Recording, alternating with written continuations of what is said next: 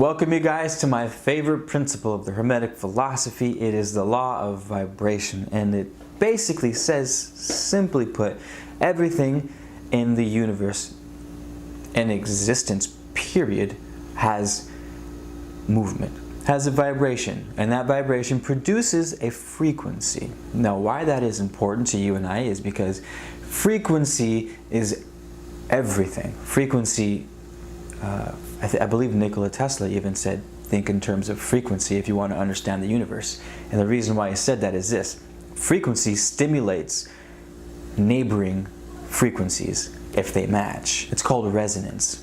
I'll read you the definition of resonance straight out of the dictionary.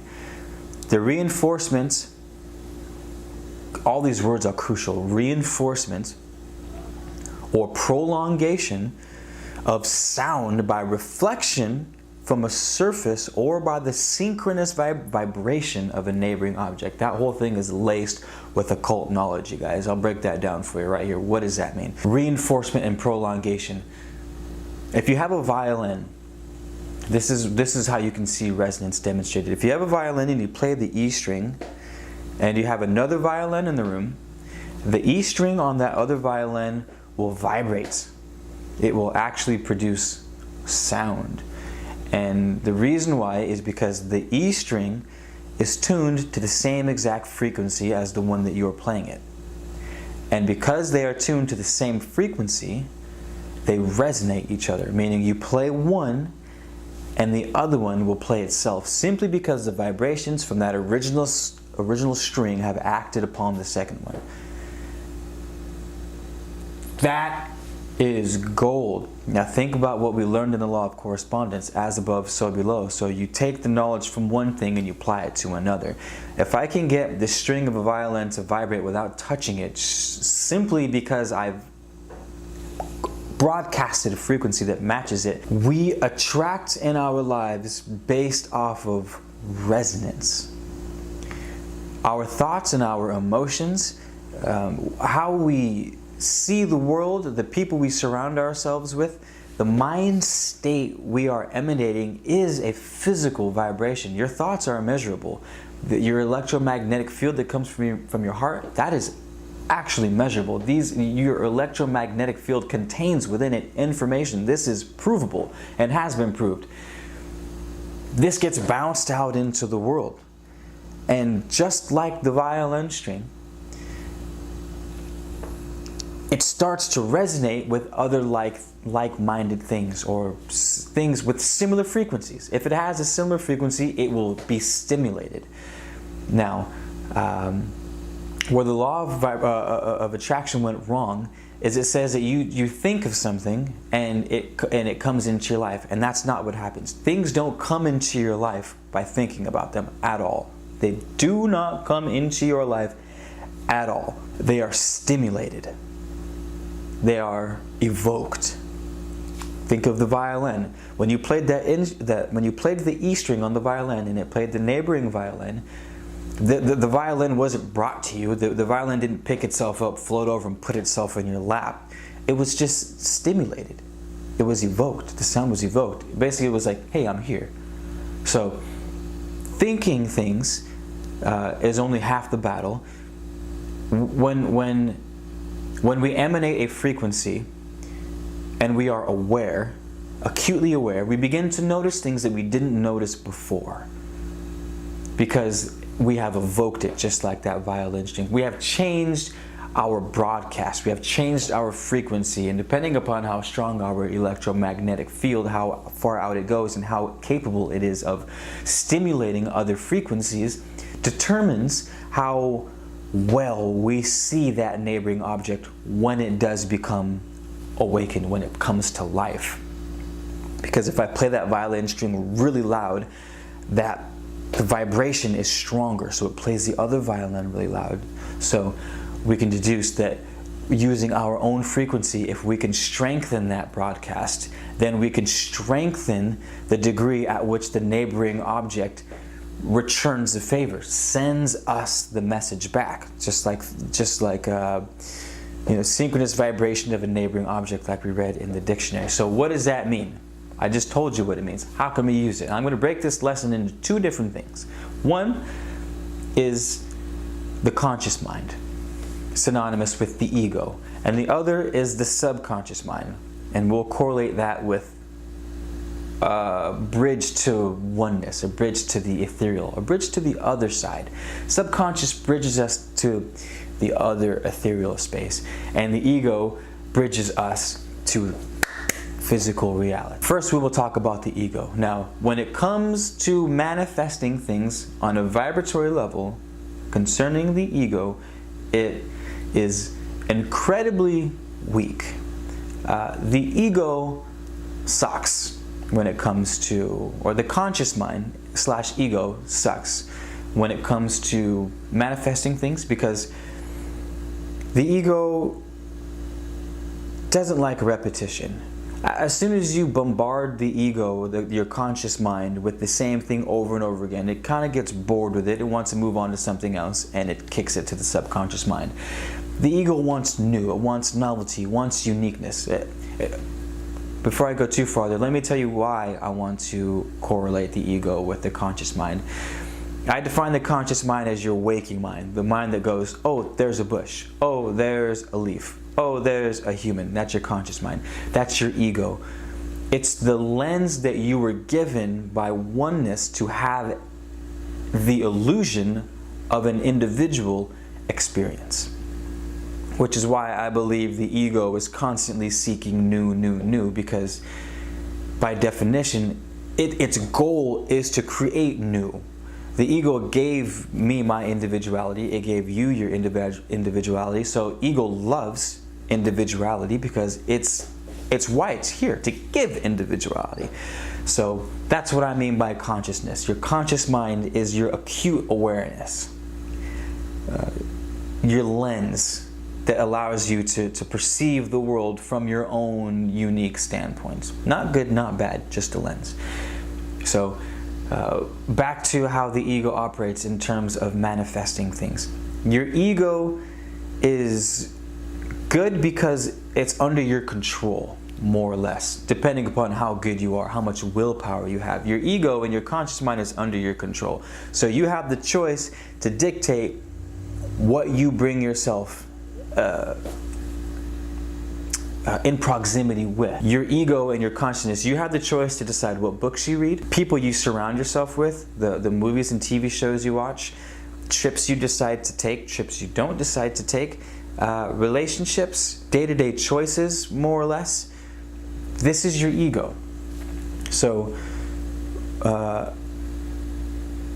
it's like the elephant and the rider.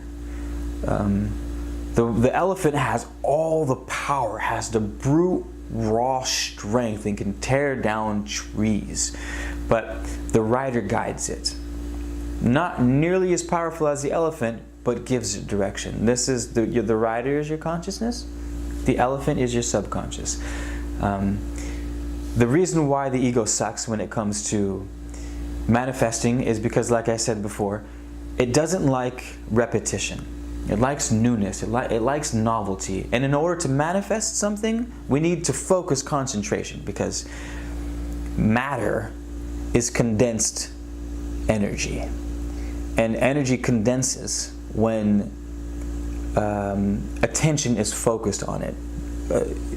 You guys might have heard of the splits, the split cell theory, where scientists, they came to the conclusion of particles and waves are the same thing existing at the same exact time, and then the wave function collapses into particle when an observer is looking at it. In other words, the wave, which is pure potential, is pure potential until focusedness collapses it into reality.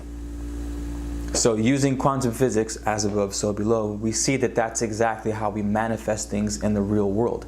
Everything is pure potential, is pure waveform. We direct our attention on it, and by giving it our attention, we collapse that wave function into particle, and we manifest things in the real world. That's basically how the law of attraction works. But we can't use only the ego. Like I said, The ego doesn't like to focus on one thing for a really long time. Try focusing on just your breathing when you meditate, and your mind, your ego, will go nuts. It will think about this, it'll think about that. Bills, you know what, I really should be taking care of things, not sitting here motionless, I'm getting nothing done, what am I doing? It doesn't want the same thing over and over again. So don't rely on the ego, don't rely on mind.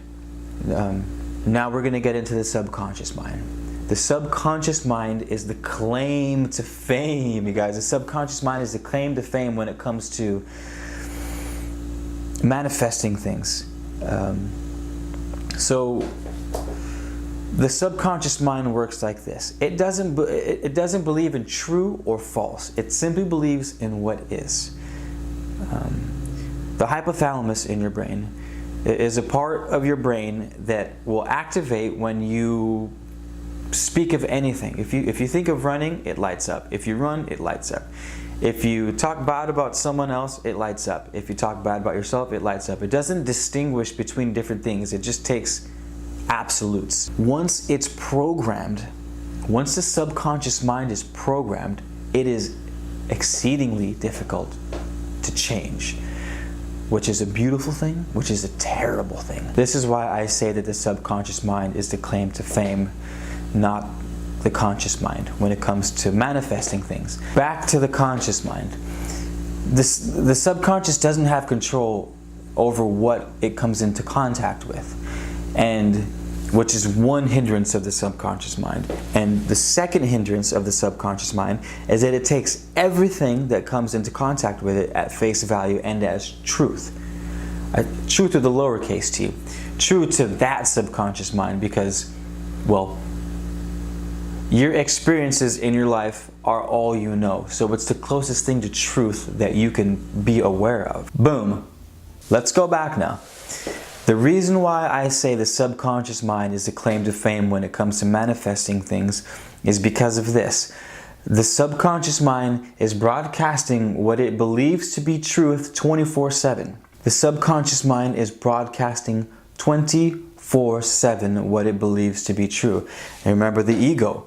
The ego doesn't like to do anything longer than a couple of seconds. Our attention spans suck. I've checked my phone and the computer like 20 times since I've started recording these past 3 videos, because it doesn't like doing the same thing over and over again. Some of us are better than others. Some of us, our concentration and our will of our concentration is phenomenal, and that's also crucial to being a master alchemist. However, for those of us who aren't gods among men and women, who have absolute control over our will, yet we have to hack it.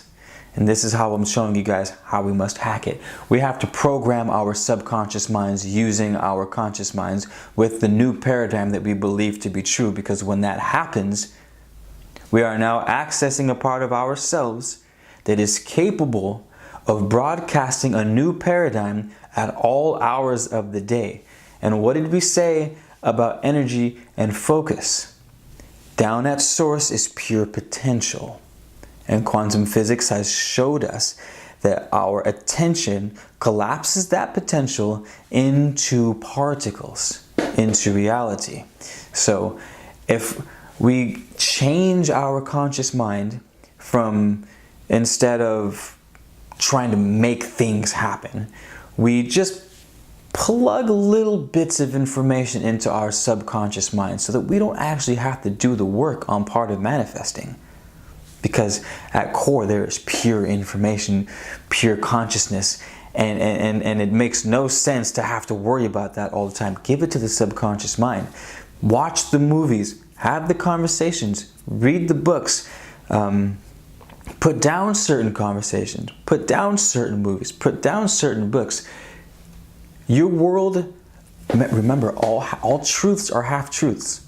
Whatever you believe the world to be is what the world will be. And now we see how that's true. Now that statement is no longer pseudoscience, it's no longer wishy-washy. At source is undifferentiated. It's pure potential. It can be anything. Now when you write a blueprint for how you want the world to be, and then impress that blueprint upon that infinite potential, that infinite potential starts to mold to your world. But it takes time. First, it happens in the mind because we are in a mental universe, and then that mental image is impressed upon the infinite, and then it's solidified. The more we can concentrate, the faster that potential is solidified. So we have to program the subconscious mind. What I'm getting at, if I'm beating a dead horse here, is we have to be diligent. We have to be extreme when it comes to what we put in our minds. Some of us can watch movies that are against our world beliefs, and we have stronger wills, and we can say this isn't the way the world is, but I can still enjoy and appreciate it for what it is. Some people can do that, but to some degree, we're being influenced, you guys. You cannot put two different frequencies together and not have them influence each other. There is absolutely no way you can introduce, I'll say it again, two separate frequencies to each other and not have them try to find some type of equilibrium. The law of compensation, the law of rhythm. The universe is constantly trying to find a balance between two things. If you bring two things of different frequencies together, they will find a common ground in the middle. Like if you guys have heard of binaural beats, one frequency in the left ear, a different frequency in the right ear, and it creates a new frequency in the middle based off of the two that you put in each ear. And it creates something brand new. So what I'm getting at is, don't think that you can watch something and say, I know that's not true, yet it not influence you. Because again, your subconscious mind, and science has proved this, does not know what's real and what isn't. Your subconscious mind is simply taking in whatever you give it. And the more you give your subconscious mind, the more reinforced that's going to be. And now, like in the beginning, I said that the subconscious mind takes a lot of energy to change, which is a good thing and it's a bad thing. It means it's going to be very difficult for you to wholeheartedly believe in the new paradigm that you're trying to create. It's going to be very, very, very difficult to change that. But because it's so difficult to change, once you do change it, it's going to stay that way for a long time. Because, again, the beautiful laws of the universe at work, everything compensates. If it takes you forever to create your new world, then it's going to take forever to destroy your new world. So once you are strong, once you are rooted in your subconscious, you will be unwavering. But it's going to take work.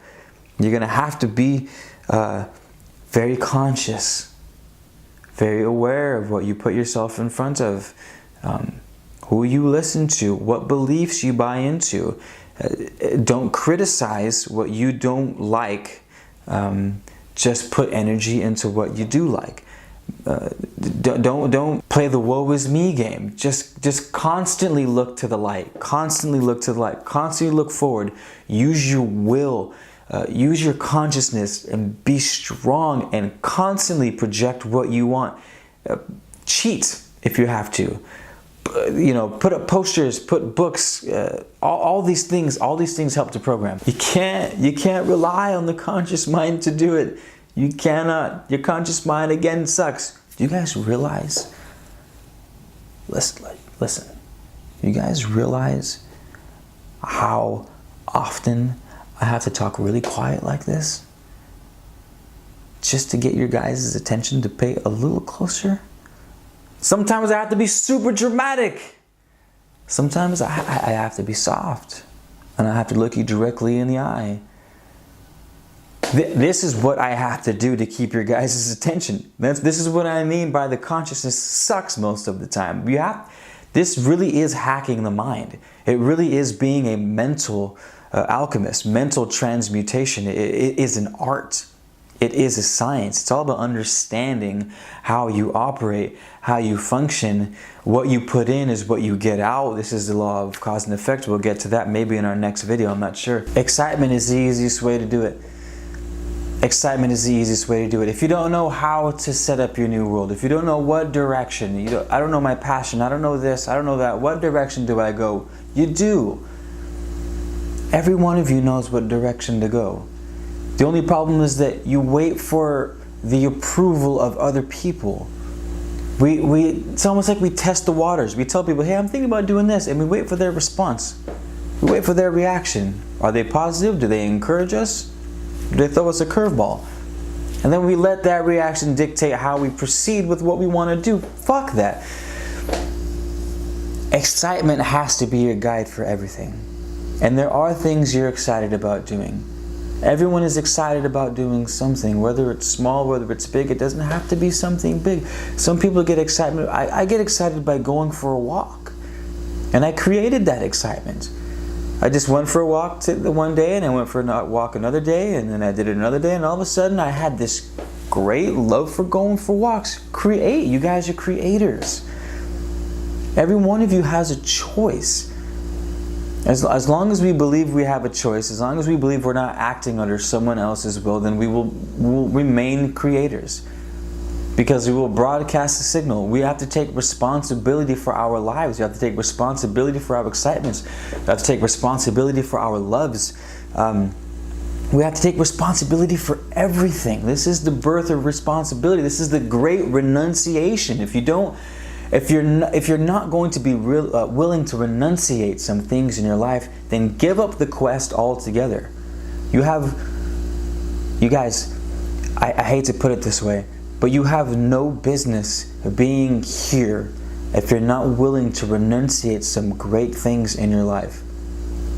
Your life might be dominated by things that don't excite you. 90%, your job, your career, something you've built your entire existence, your entire identity behind, might be something that's killing you. But if you're not willing to renunciate that, you're not going to go anywhere.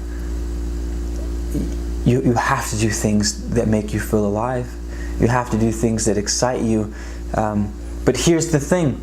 Like I said, we've been programmed to believe certain things in our life. All of us have. And a great majority of that doesn't serve our true purpose. It doesn't serve our true nature.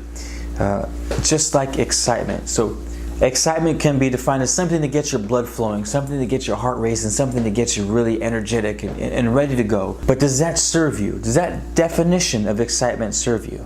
Remember, we define the world as we see it, and that definition makes things real. So just because something gets your blood flowing, does that mean it's something that serves your best interest? For example, partying gets you excited. Going out and getting hammered with your friends, staying out till 3 or 4 in the morning and waking up late. It's great, looks great in the movies, and it sounds great in theory. And it is truly exciting. But does that definition of excitement serve you? Blowing unnecessary money, poisoning yourself, waking up really late so you can't get a good start on your day, you can't have a productive day. So does that definition, does it serve you? No, it does not. Redefine excitement to something that serves you.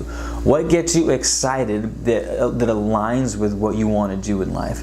What gets you excited that makes you proud of the person that you're becoming, that adds value to your life, that increases your vibratory experience on this world? Does the excitement fit that, or does it not? You have the choice to determine excitement. If you relinquish your choice, you might as well be a pawn again. You have no business here. If you don't want to take responsibility for your life, you have no point being a creator. You go back to being a pawn, or a horse, or a knight, or a bishop, or a king and a queen. I don't care how much power they think they have, they are still pawns. But we're going to the next level, you guys. We're going to the next level. We feel that shift. And it's a beautiful shift. But that place of creating is something that we need to create daily. And something that can be created daily by science can be created daily. And I've told it to you here. And it's simple. It's getting a hold of your mind. It all begins in the mind. We live, we exist in a mental universe. Everything starts with a thought and then forms itself in reality. Use your conscious mind like the rider on top of the elephant. Guide your life. When you guide your life, you program your subconscious mind. When your subconscious mind is programmed with the new paradigm that you want, you will have a new broadcast of a new beautiful world with all the things that you have decided to be in it.